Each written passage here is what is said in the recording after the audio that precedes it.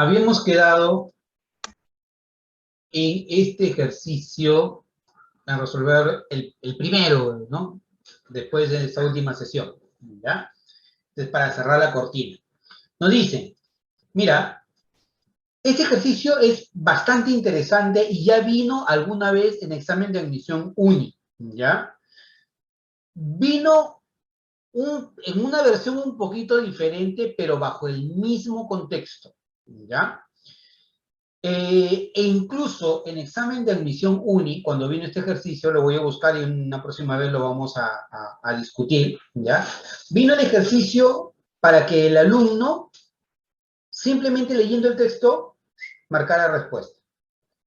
Porque como te dije, es muy importante que ustedes memoricen, primero, cuáles son los niveles estacionarios de energía y cuál es la energía en cada nivel estacionario, ¿no? Por ejemplo, ¿te acuerdas? Te dije, y no está acá, mira, te dije, la energía en el primer nivel vale menos 13,6 electronvolt, en el segundo nivel menos 3,4, en el tercer nivel menos 1,51, en el cuarto nivel menos 0,85. Y lo que debes recordar es que las transiciones electrónicas al primer nivel caen dentro de la región ultravioleta, al segundo nivel caen dentro del espectro visible, o sea, ves luz, ¿no? Y al tercer nivel de energía ya más caen dentro de la región del infrarrojo. Entonces, la pregunta del examen de admisión, si mal no recuerdo, creo que incluso te mencionaba que te genera una luz de un color y todo, entonces con eso ya deducías que el nivel de llegada era el número 2, entonces solamente tendrías que deducir el nivel final.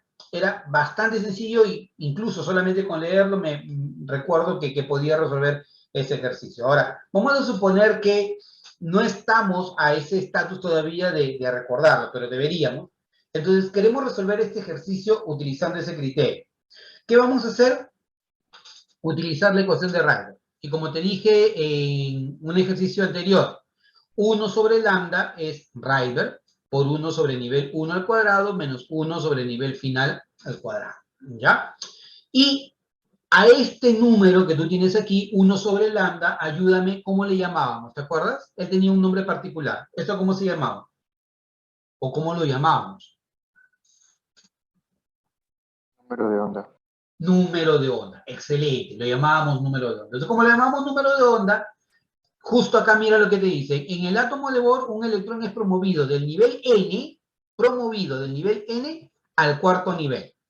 La radiación que produce la excitación posee un número de onda, o sea, me están dando el número de onda, me están dando este valor, ¿ya? Y me dicen determine cuál es el nivel N, ¿ya? Ahora, es muy importante, muchachos, muy importante que le den una correcta lectura, a lo que te dice acá, ¿ya? Espero un poquitito que vengan, que están entrando sus compañeros.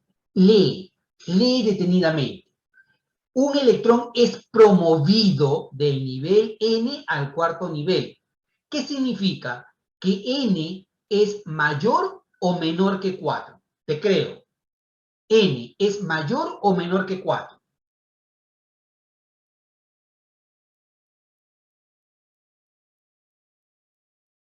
Oye, habla. N es menor o mayor que 4.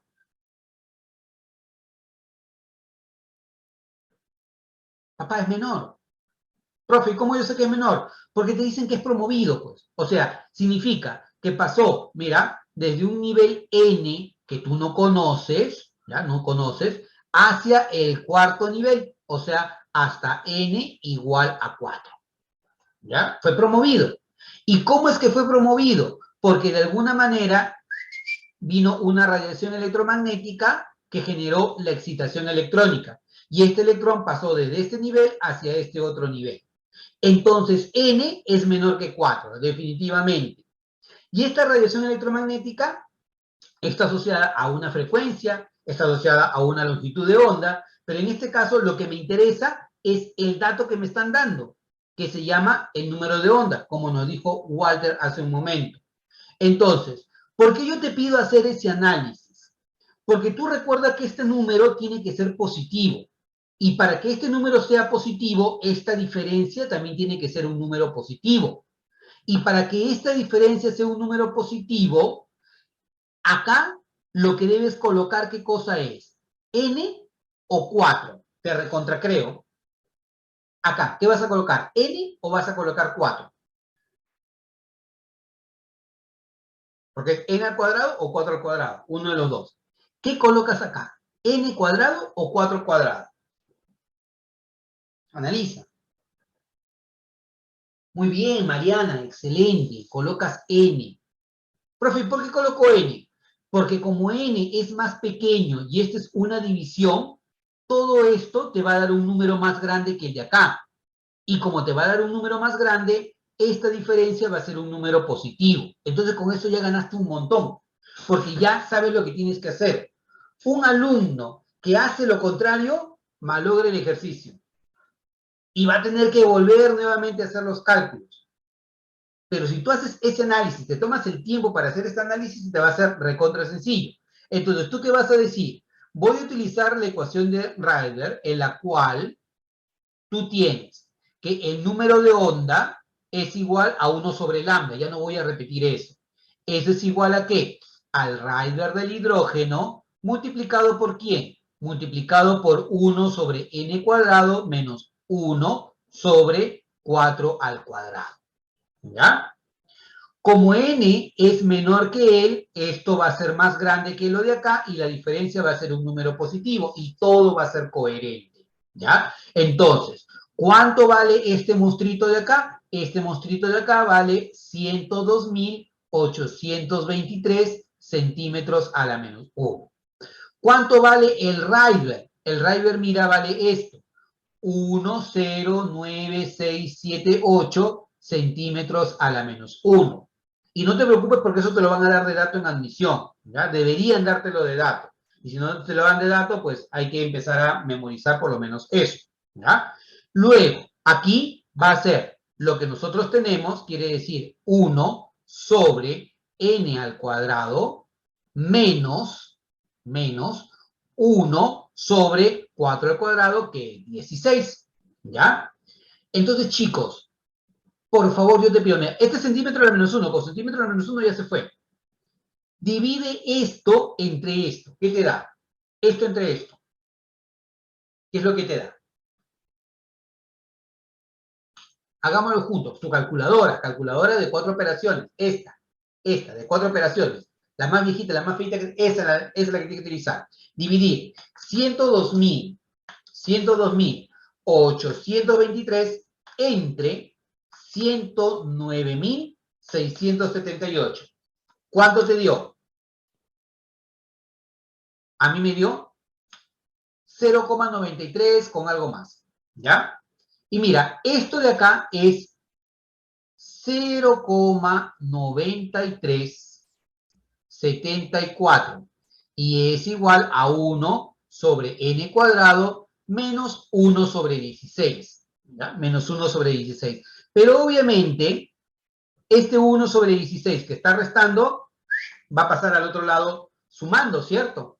Entonces, a eso súmale 1 entre 16. Entonces, lo que puedes hacer aquí en tu calculadora es escribir memoria más y ya almacenaste este número. Ya, mira, almacenaste este número. ¿Ya? Luego lo que vas a hacer es 1 entre 16 y vuelves a colocar memoria más. Y ya almacenaste este número. Y ahora tu calculadora debe tener una cosita que diga MR, que significa recuperación de memoria. Y cuando le pulsas en MR, te va a salir que 0,999999 es igual a 1 sobre n cuadrado. Profe, pero yo quiero n cuadrado. Ya no te preocupes, papá lindo. Mira, si tú quieres n cuadrado, tú necesitas la inversa, ¿verdad? Para obtener la inversa de ese número en tu calculadora, ¿ya? Yo sé que te estás quedando picón y lo vas a tener que hacer porque no tienes tu calculadora a la mano. Entre igual y tienes la inversa. ¿Y cuál es la inversa? La inversa es 1. Y lúcete, n cuadrado es igual a 1. ¿Cuánto vale n, papá? N es igual a 1, se acabó. Por lo tanto, tu respuesta, ¿cuál viene a ser? La letra A, cerrado. Clave, la letra A. Esa es tu respuesta. Entonces, como yo sé que te has quedado picón, sé que vas a volver a ver el video, justo esta partecita, ¿ya? Para poder hacer nuevamente los cálculos en tu calculadora de 4 operaciones, porque es lo que te permite el examen de admisión UNI, que posiblemente sea presencial si no haya más restricciones por el COVID. Así que ve practicando con tu calculadora. ¿Ya? ¿Listo? ¿Entendido, chicos? ¿Sí? ¿Un like? Nadie entendió entonces. Ah, ya, Roy sí entendió. Ah, Walter también. Perfecto. Muy bien, chicos. María Fernanda también. Perfecto. Listo. Es cuestión de seguir la metódica nada más, chicos. ¿Siguen esto? Se acabó. Cerrado. ¿Ya? Continuemos. La 23 ya la habíamos hecho. La 24 no. Ya, facilito. Nos dice lo siguiente. Indique verdaderos o falsos a las siguientes proposiciones. ¿Ya? Respecto al tercer nivel de energía.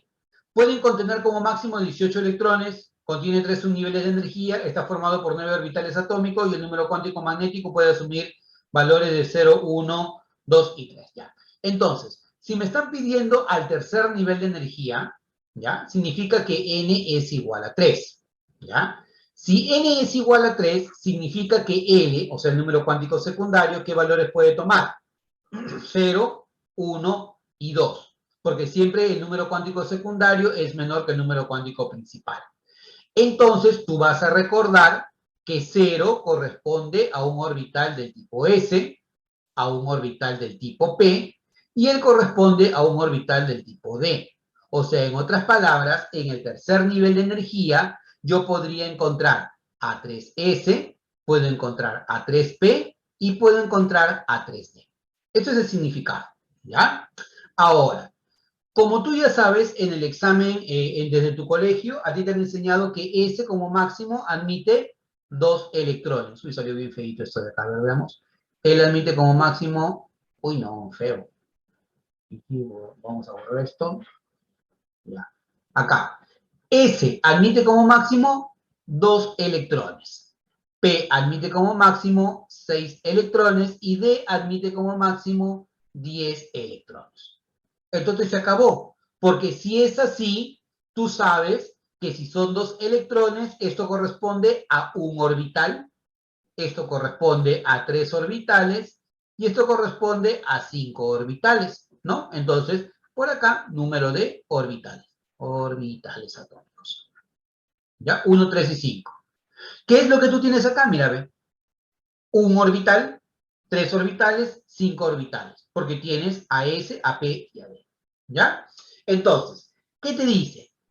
Este nivel puede tener como máximo 18 electrones. 10 más 6, 16 más 2, 18 electrones. O sea, como máximo, un total de 18 electrones en el tercer nivel de energía. Lo primero es correcto. ¿Contiene 3 subniveles de energía? Sí, tiene a 3S, tiene a 3P y tiene a 3D. Es correcto. Está formado por 9 orbitales atómicos. Si tiene 18 electrones, esto corresponde a un total de 9 orbitales, porque cada orbital admite un máximo de 2 electrones. Esto es correcto. Y el número cuántico magnético puede asumir valores de 0, 1, 2 y 3. No, el número cuántico magnético puede asumir valores que son desde menos 3 hasta más 3, ¿no? O sea, quien toma valores negativos.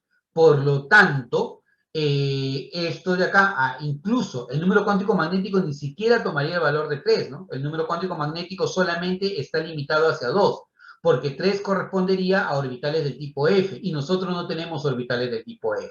Por lo tanto, por donde vayas, por valores negativos o por el número 3, esto es falso. Entonces sería verdadero, verdadero, verdadero y falso. Marcarías como respuesta la letra B. Clave, la letra B. ¿Ya? Cerrado. ¿Ya? Esa es tu respuesta. Alternativa, letra B. Siguiente pregunta. Ah, muy interesante. Esta pregunta también podría ser parte del examen de admisión porque es teórica. ¿Ya? Nos dice lo siguiente. Según el principio de incertidumbre, 2 electrones en un mismo átomo no pueden tener el mismo conjunto de números cuánticos. No, esta alternativa es falsa, ¿no?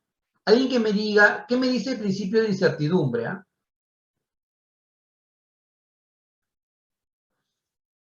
¿Qué dice el principio de incertidumbre? Localización del electrón. de qué, perdón, Walter? No es posible precisar la ubicación del electrón. Perfecto, perfecto. Claro, el principio de incertidumbre lo que te dice es que no es posible determinar simultáneamente, ¿no? Con exactitud, la posición y el momento lineal del electrón. Ojo, grábate eso, la posición y el momento lineal del electrón. Pero como el momento lineal del electrón es el producto de la masa por la velocidad, para no complicarnos la vida a nivel preuniversitario, lo que se dice típicamente es que no es posible determinar con exactitud la velocidad y la posición del electrón, ¿ya? Pero en realidad es velocidad y cantidad o momento lineal del electrón. Y esa incertidumbre, entonces, no te permite decir dónde está ubicado exactamente el electrón. Siempre hay una incertidumbre. Por esa razón, no se habla de que un electrón ocupa un lugar fijo o una órbita, como lo decía Rutherford o como lo decía Bohr, sino a partir del principio de incertidumbre aparece el concepto de orbital atómico. ¿Y qué es un orbital atómico? Es una región donde existe la máxima probabilidad de hallar electrones. Entonces, consecuencia del principio de incertidumbre, los orbitales atómicos. Por eso, la primera alternativa es falsa. En la primera alternativa, donde me dicen dos electrones no pueden ocupar el mismo conjunto de números cuánticos, esto está relacionado con lo que nosotros conocemos como el principio de exclusión de Pauli, no es el principio de incertidumbre. ¿Ya?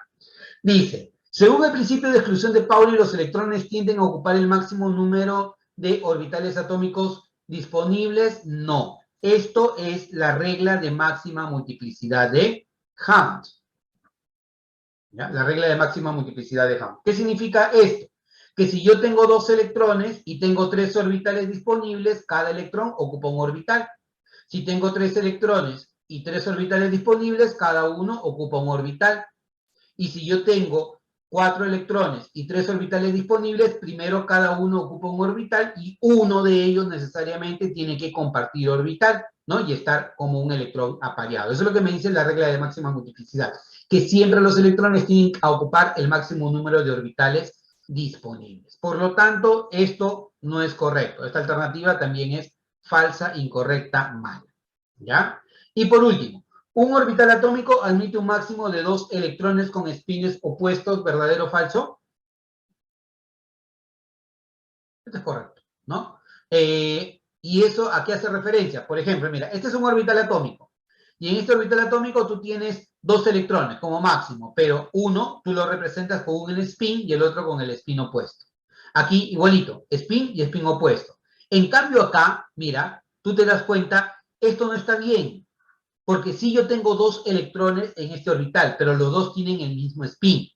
Y aquí yo estoy en contra del principio de exclusión de Pauli. O sea, aquí tú vas a decir, no se cumple el principio de exclusión de Pauli. ¿Por qué, profesor? Porque estos dos electrones tienen exactamente los mismos números cuánticos. Para que sea correcto, lo que tendría que ocurrir es esta situación de acá, en donde los dos electrones tienen espines opuestos. ¿Cuáles serían los números cuánticos de un electrón, del electrón rojito? Los números cuánticos del electrón rojito sería 2, 0, 0 y más un medio. 2 porque estoy en el segundo nivel, 0 porque estoy en S, 0 porque estoy en S, y más un medio porque estoy tomando más un medio el electrón representado de esa manera. ¿Y cuáles serían los números cuánticos de este otro electrón, del electrón verde? Los electrones o los números cuánticos serían 2, 0, 0 y menos un medio. O sea, en otras palabras, para que dos electrones coexistan en un orbital atómico, se deben diferenciar en el número cuántico de spin. Principio de exclusión de Pauli. ¿De acuerdo? Entonces, para este caso, vas a marcar como respuesta falso, falso, verdadero, falso, falso, verdadero, alternativa a la letra D. Entonces, para este caso, clave la letra D. Muy bien. Listo, vayamos a la siguiente pregunta, chicos. Ya, para bajar. Muy bien, Ariana, te veo participando. Perfecto. Siguiente, de las siguientes especies, ¿cuál es la más pequeña porción de materia? Lúcete al ojo. Vamos, rapidito. ¿Cuál es la mínima porción de materia ahí?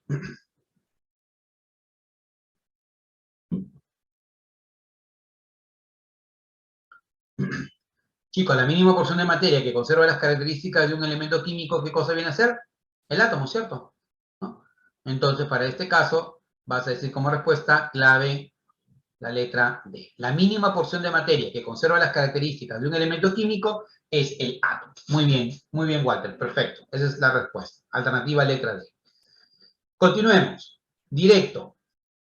Y hemos practicado bastante esto. Cuando una mezcla de azufre y limaduras de hierro se queman en un tubo de ensayo, se obtiene una mezcla homogénea jamás. Esto no va a pasar, ¿ya? Esto de aquí es falso. Si ustedes referencian al azufre, el azufre es un polvito de color amarillo, lo pueden encontrar en el mercado. Y limaduras de hierro, si quieren limaduras de hierro, coge un imán, ándate a la tierra, ¿ya? Y vas a ver que al imán le dicen sale pelitos. No son pelitos, son limaduras de hierro. Mezcla o pone en una cuchara la limadura de hierro con el azufre, caliéntalo y vas a ver cómo se enciende. No te acerques, porque los vapores del azufre te pueden causar algún tipo de problema respiratorio. Te lo lejitos, ¿ya? Y vas a ver cómo se empieza a encender el azufre y con las limaduras de hierro. Y lo que vas a observar al final es una mezcla de lo que se ha formado, más el azufre, más el hierro, o sea, una mezcla del tipo heterogéneo. Por lo tanto, esa alternativa es falsa, incorrecta, mal. El ozono y el azufre son sustancias simples. Lúcete, ¿verdadero o falso? Habla, ¿verdadero o falso? Verdadero, excelente. Muy bien. Siguiente, el aire es una mezcla de gases que constituye una fase. Verdadero, ¿no? Porque el aire es una mezcla de oxígeno, nitrógeno, argón, dióxido de carbono, todo, pero el aire es una mezcla homogénea y toda mezcla homogénea corresponde a una sola fase. Por lo tanto, en este caso sería falso, verdadero, verdadero, falso, verdadero, verdadero. ¿Dónde está? Uy, no hay clave, ¿no? A ver, verifiquen. Falso, verdadero, no, falso, verdadero, verdadero, no hay clave, ¿no? Entonces, esto de acá sería falso, verdadero y verdadero. No hay clave. Esta tendría que ser tu respuesta. Listo, siguiente. Ajá, directo.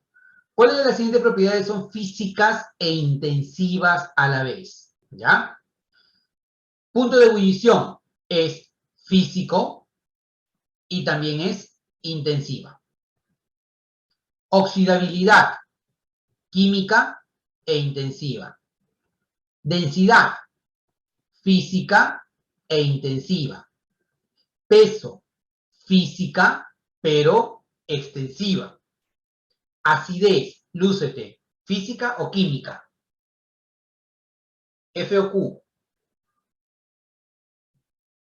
Perfecto, química, y toda propiedad química es intensiva.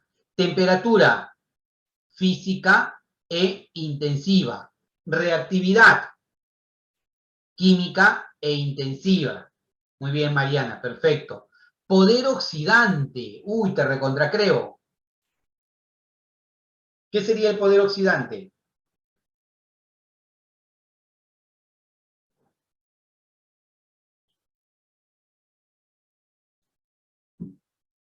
Poder oxidante, químico e intensivo.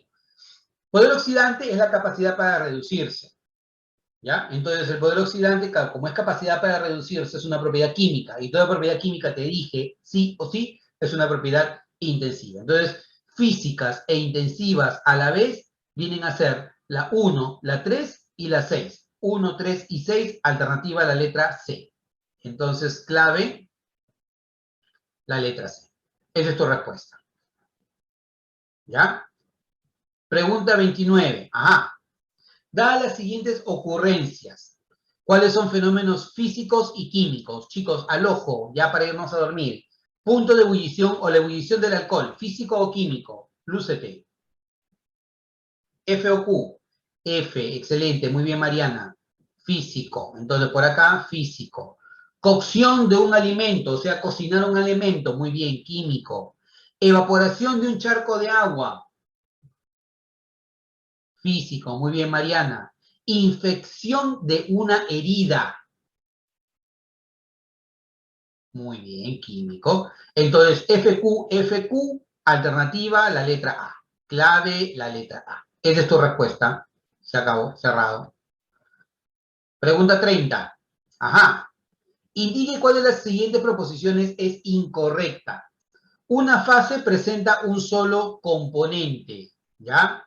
Falsa. Muy bien. La materia de naturaleza corpuscular, sí, está formada por partículas, esto es correcto.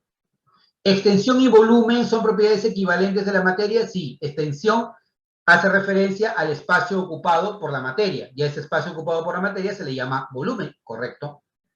Dos cuerpos no pueden ocupar el mismo espacio al mismo tiempo, perfecto. A esto se le llama propiedad de la impenetrabilidad. ¿No? Tienes un vaso de agua, dejas caer una roca, se rebalsa. ¿Por qué? Porque el espacio ocupado por el agua no puede ser ocupado por la roca al mismo tiempo. ¿Ya? Entonces es verdadero. La cantidad de materia es responsable de inercia, yes, es correcto. Más materia, más inercia. Menos materia, menos inercia. Es más fácil detener a un auto pequeño que detener a un tren o detener al metropolitano. ¿Por qué? Porque ellos tienen mucha inercia. Entonces, para este caso, verdadero. Profe, entonces, ¿por qué la letra A es la falsa? Porque me dicen una fase presenta un solo componente. Y yo te dije, por ejemplo, imagínate que esto sea una mezcla de agua con alcohol. Es una fase, pero no tiene un solo componente. El agua y el alcohol son miscibles entre sí. Entonces, como son miscibles entre sí, pueden formar una sola fase, pero no necesariamente tienen un solo componente. Otro ejemplo, el aire. El aire es una mezcla de gases. Es una mezcla homogénea, pero tiene más de un componente. Oxígeno, nitrógeno, dióxido de carbono, argón. ¿Ya? Por lo tanto, alternativa de respuesta en este caso sería la letra A. Clave, la letra A. Chin, chin, chin, cerrado. Pregunta número 31. Nos dice, a ver, identifica el fenómeno físico y químico respectivamente. Ya, lúcete. ¿Ya? Evaporación espontánea. Evaporación, físico o químico. Muy bien, físico, perfecto.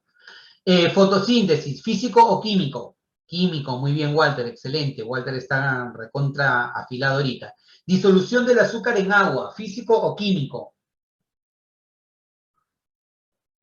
Físico, excelente. Todo proceso de disolución, ojo, importante, es físico, ¿ya? Disolución de sal en agua y disolución de azúcar en agua es físico. Filtración de un sólido y un líquido, ¿qué cosa es? Físico. Destilación fraccionada del petróleo, este es clásico, físico o químico. Destilación del petróleo, físico, ¿no? Y por último, destrucción de la capa de ozono. ¿Eso es un proceso? Químico, ¿no? Un proceso químico que se conoce con el nombre de fotólisis. Aquí lo que ocurre es que las moléculas de ozono, ¿no? Terminan siendo destruidas por efecto del cloro que queda libre cuando la radiación ultravioleta, en la parte alta de la atmósfera, destruye o en todo caso disocia a los freones. Por lo tanto, ¿qué vas a marcar? Evaporación espontánea es físico. Fotosíntesis es químico. Disolución, físico. Filtración, físico. Destilación, físico. Destrucción de la capa de ozono, químico. ¿Qué marcas como respuesta? FQ, FQ. Alternativa de respuesta, la letra A. Clave, letra A. Tu respuesta. Uy. Clave, letra A. Se fue. Pregunta 32. En la pregunta 32, ¿qué nos dice? ¿Qué propiedad es extensiva? Extensiva. Ya. Densidad. ¿Qué es la densidad? ¿Extensiva o intensiva?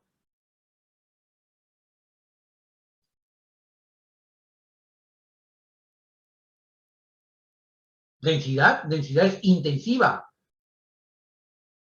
Volatilidad. Intensiva. Oxidación química y por lo tanto intensiva. Allá. Conductividad eléctrica. Física e intensiva. Calor absorbido. Esto de acá viene a ser extensiva. Me estaba dando como respuesta la letra E. Ya, perdón, yo te había entendido que era E de extensiva. Tienes razón. Ojo muy importante. UNI está considerando que la energía, calor, ¿ya?, corresponde a propiedades extensivas. Esto hasta cierto punto podría ser discutible, pero no te hagas rollos, ya no te hagas problemas. Para efectos de examen de admisión, la energía, ¿ya?, va a ser una propiedad extensiva. Si tú, por ejemplo, hablas de la energía potencial, masa por gravedad por altura, depende de la masa, extensiva. Si hablas de la energía cinética, un medio de la masa por la velocidad al cuadrado, depende de la masa, propiedad extensiva, ¿ya? Y si hablas tú del calor, ¿ya?, absorbido o emitido, ¿no?, tú vas a hablar de la masa por el calor específico, por la variación de la temperatura, el famoso se mata, ¿verdad? Depende de la masa, por lo tanto, es una propiedad extensiva, porque depende de la cantidad de masa. Por lo tanto, marcarías como respuesta, en este caso, la letra E, ¿ya? Ahora, lo que te he puesto aquí como gráfico es el gráfico de calentamiento y enfriamiento de una sustancia. Muy importante, esto lo pueden ver ustedes en física, ¿ya? Con mucho más detalle. Ustedes tienen una sustancia en fase sólida. Si tú das calor al sistema, o sea, le das energía al sistema, la temperatura del sólido empieza a aumentar hasta que llega un punto en que hay una transición de sólido a líquido y a eso se le conoce como la temperatura de fusión, ¿ya? Mientras la temperatura sea constante o mientras ocurra la transición de sólido a líquido, la temperatura no va a cambiar. La temperatura es constante y esto se le llama temperatura de fusión. Hasta que la última partícula de sólido se haya convertido en líquido, nuevamente la temperatura empieza a subir a medida que tú entregas calor, a medida que tú entregas energía, hasta que llega nuevamente un punto a presión y temperatura constante en el que ocurre una transición de líquido a gas. Esta transición de líquido a gas se conoce con el nombre de ebullición y a la temperatura se le llama temperatura de ebullición. Cuando la última partícula de líquido se ha convertido en gas y tú agregas calor, entonces nuevamente la temperatura empieza a subir. Y lo que vas a tener aquí es un sistema que se conoce con el nombre de vapor sobrecalentado. ¿De acuerdo? Si yo quiero estar en esta área o en esta área, se va a cumplir, se mata. ¿Por qué? Porque voy a tener una masa, voy a tener el calor específico y la variación de temperatura en esta área o en esta área. Pero si yo me encuentro acá en la transición, aquí lo que va a ocurrir es el calor latente de fusión o el calor latente de vaporización, porque acá hay un cambio de fase. Y eso es algo que tú manejas en física, porque te debes memorizar cuál es el calor latente de fusión y cuál es el calor latente de vaporización. Y no es casualidad, chicos, no es casualidad que este rango que tú tienes acá, ¿ya?, o sea, esa línea, sea más corta que esta línea. ¿No? No es casualidad. ¿Por qué razón? Porque siempre vas a necesitar mayor cantidad de energía para que el líquido se convierta en gas que para que el sólido se convierta en líquido. Es más, te lo dejo a ti. ¿Cuánto vale el calor latente de fusión del agua y cuánto vale el calor latente de vaporización del agua? Dame los números. En calorías. 80 y 50. 80. 540 ¿no es? Yo recordaba como si fuera 540, pero si tú dices 560, está bien. Al final dices algo de física. Pero ahí Walter nos ha ilustrado, mira. Ahí Walter nos dice, el calor latente de fusión del agua vale 80 calorías por gramo. ¿Ya? Entonces, esa es la energía que tú necesitas para que cada gramo de agua esté pasando esa transición. 80 calorías por cada gramo. ¿Ya? Muy bien, Walter. Perfecto. Sí, yo recuerdo 540, pero de aquel tiempo. ¿Ya? Y 540 es 540 calorías por gramo. O sea, necesitas 540 calorías para que cada gramo de agua pase de la fase líquida a la transición a fase gaseosa. ¿Te das cuenta? Entonces, no es casualidad que este rango sea más pequeño que el rango que tú ves acá. ¿Ya? Entonces, es un diagrama de calentamiento y enfriamiento que lo puedes analizar en física y lo puedes analizar también en química y es bueno que lo tengas por cultura general, ¿ya? Entonces, alternativa a la letra E, ya habíamos llegado a la respuesta. Siguiente. Identifica el número de sustancias simples, compuestas y mezclas homogéneas respectivamente, ¿ya? Esta es pregunta de admisión, ¿ya? Te pido, ¿cuál es la respuesta? Rapidito, se nos va el tiempo. Te doy 30 segundos para que me des la respuesta. Identifica el número de sustancias simples, compuestas y mezclas homogéneas respectivamente. 30 segundos, ¿verdad? Te cuento, 30 segundos, para que no se nos vaya el tiempo.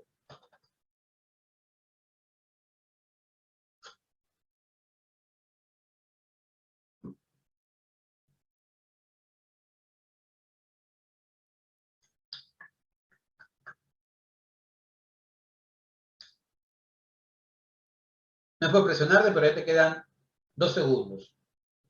Ya, listo, ¿qué te salió? Nada, ya. Veamos.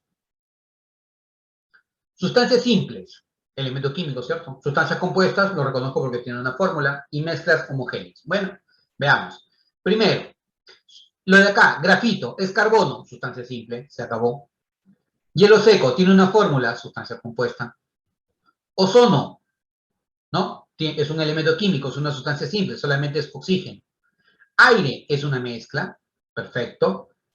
Agua y mercurio también es una mezcla. Amoníaco tiene una fórmula, compuesto químico.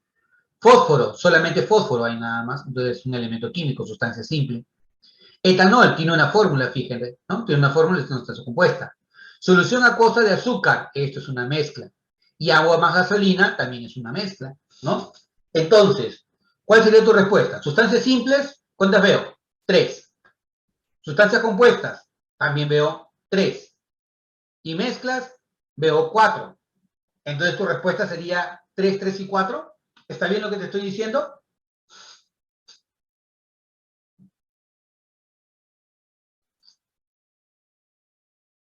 Ah, la verdad, que se nos va el tiempo. ¿Está bien o está mal?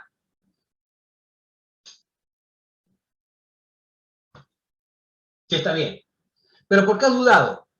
Porque no ves clave. Porque tu respuesta tendría que ser 3, 3 y 4. Pero hay algo muy importante, chicos. Acá te dicen que las mezclas de qué tipo tienen que ser. Homogéneas.